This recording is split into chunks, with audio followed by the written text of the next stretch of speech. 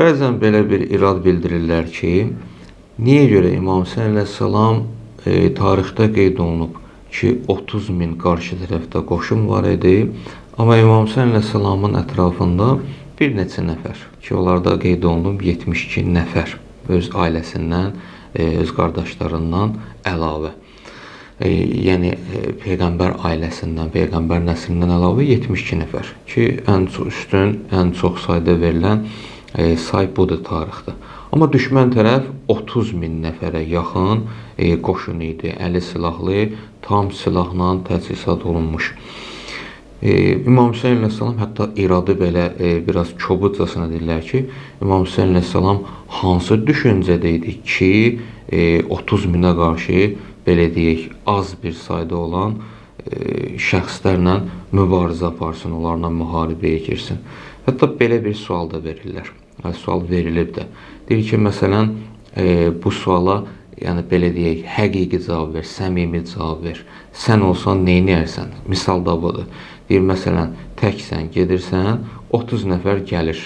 Özü də idmançı şəxslərdir. Üstüvə gəlirlər, neynəyərsən? Səmimi cavab təbii ki, burada budur ki, ya qaça bilirsənsə qaçarsan, ya da qaça bilmirsənsə tabi olacaqsan, belə deyək, döyülməyə razı olacaqsan.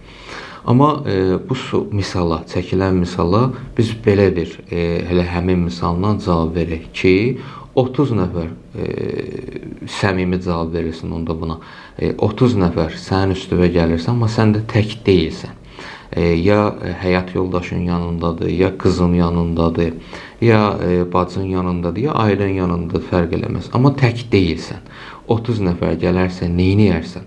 Təbiidir ki, burada səmimi cavab, hələ səmimi də cavabdır.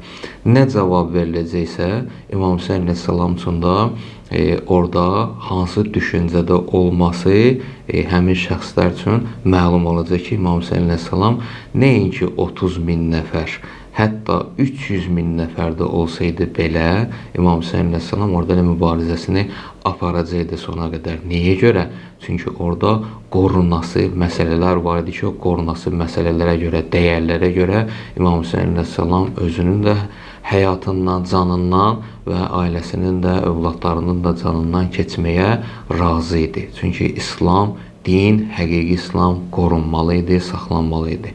Nəinki 30 min nəfər, 300 min nəfər də olsaydı, hətta ondan da artıq olsaydı İmam Hüseyn əleyhissalam o fikrindən, əqidəsindən dönməyəcəkdi. Necə ki, o 30 nəfərin qarşısında sən ailənlə gedirsənsə, orada qaçmayacaqsan.